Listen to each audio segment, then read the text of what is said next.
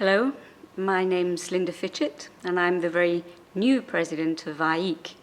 I was elected at our General Assembly in Buenos Aires this January. I myself was a conference interpreter for 37 years.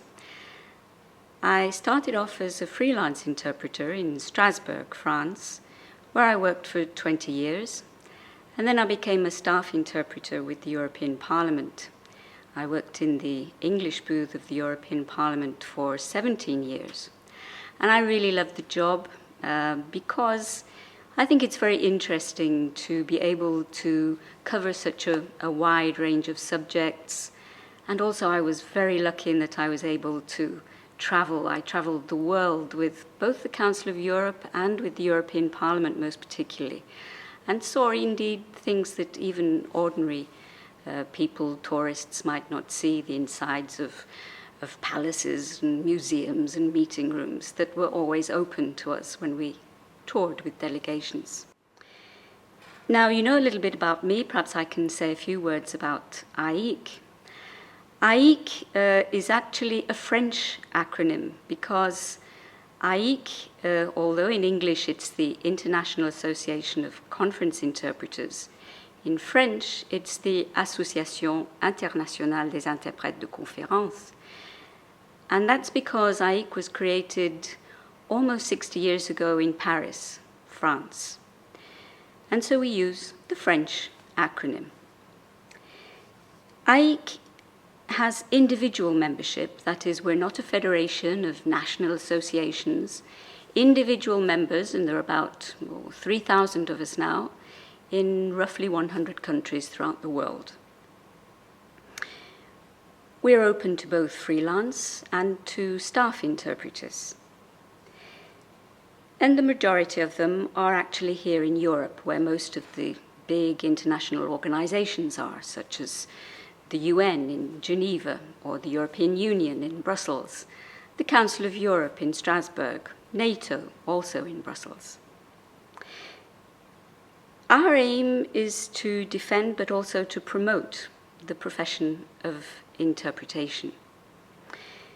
We ask our members most particularly to maintain very high professional and ethical standards.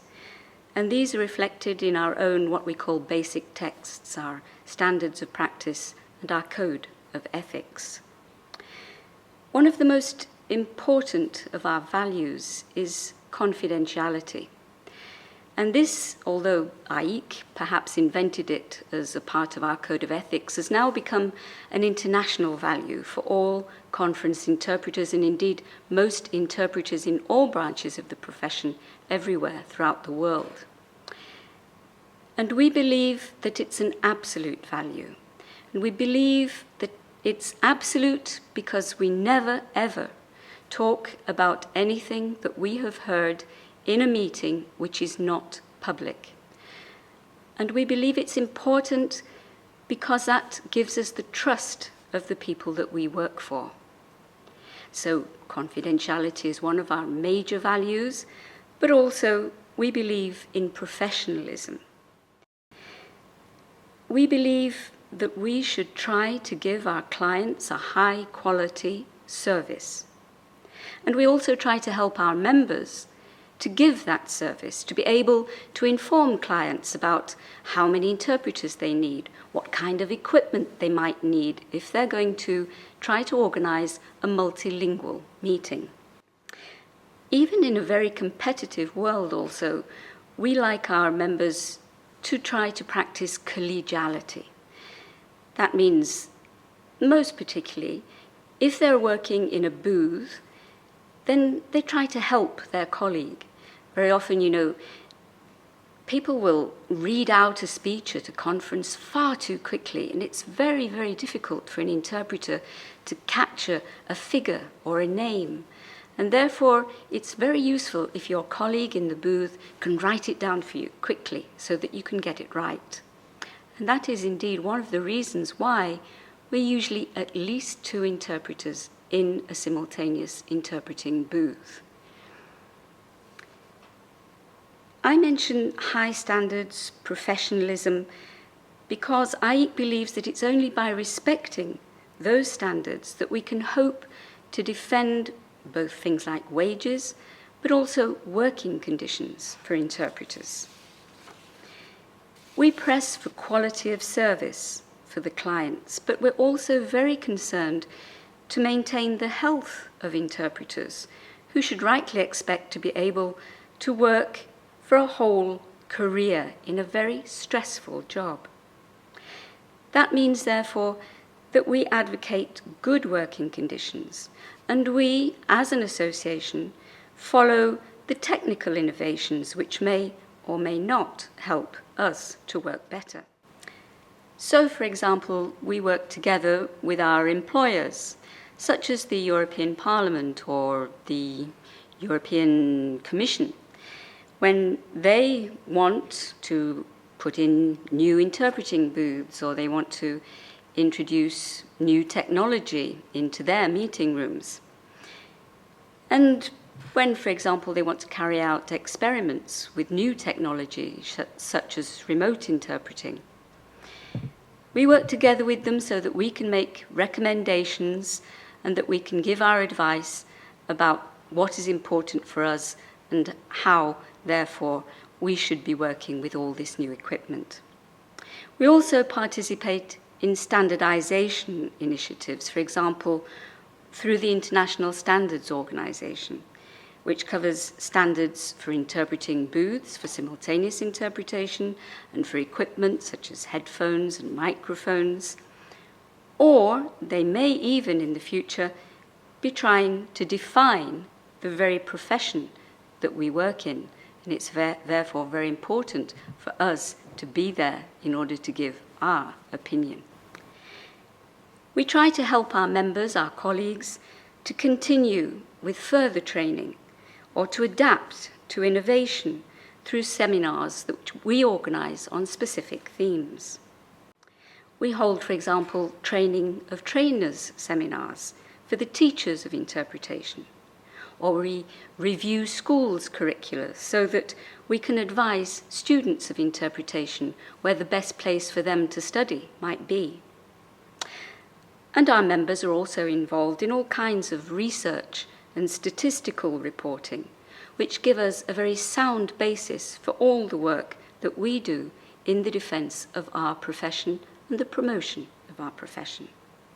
We've got lots of working groups which deal with many aspects of interpreting, including areas which are not strictly linked to conference interpreting, such, for example, as court and legal interpreting, or indeed interpreters in conflict areas, which is something that we've been looking at recently. In the major international organizations, such as the UN or the European Union, or NATO or the Council of Europe, we work together with those organizations to negotiate agreements which govern the wages, the travel conditions, insurance and social security benefits, and to some extent the working conditions of all the freelance interpreters who work for them. And I mean all the interpreters, I don't mean just our members. We work for both the members and the non-members. And that means that both they and the employers don't then have to negotiate the terms of their contracts every time that they work there, which of course is something they do have to do if they work with private business outside these big organizations. There, our members and non-members alike have to negotiate wages, working conditions, all kinds of things, and we try to help them to do that by telling them all the necessary things that you might have to put into a contract, how it's a good idea to get documents well in advance of a meeting so that the interpreters can prepare and therefore provide a good service. We do so many things that I think it'd be very difficult for me to mention them all.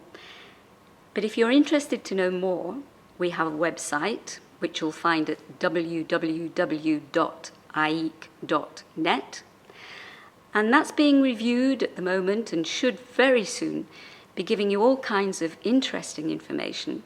For For example, about how you can organize a multilingual event. Or you can indeed find the names of interpreters through our directory. I've got one here, but we also have one online with the names of our members, so that if you're looking for an interpreter with Swahili working into French, then you should be able to find one somewhere in the world who is a member of AIIC. We also have a Facebook page called Interpreting the World. That's been very successful. It was only launched relatively recently, and I think there are well over 3,000 visits to that Facebook site. And you'll find all kinds of interesting reports there, not only about interpreting, but about all kinds of linguistic questions. And then something which I think will be very interesting, especially for new, young, fledgling interpreters, is our new question and answer site. That's called interpreting.info, and you'll find that also online, and there you can ask or indeed answer questions about interpreting. If you want to become a member, on the other hand, you should know that AIIC also gives its members a private site, a website where you can exchange information, use it as a very useful networking tool. We've also got our own email service, aiic.net. And, of course, we've got our online directory, which I mention again because lots of people, interpreters, like to join AIIC in order to get their names in what we call the book, so that clients can find them, but also consultant interpreters who are looking for interpreters to make teams of interpreters. We also, of course, have our own consultant interpreters who can help clients organize their meetings, and you'll find a list of them on site online too. I think that I've told you more or less all I can about AIIC in such a short space of time. If you want to know more, you can visit our website, and perhaps I'll come back at a later time as well and tell you about something specific that you might really want to know about later. Thank you very much for listening. I hope it's been interesting to everyone.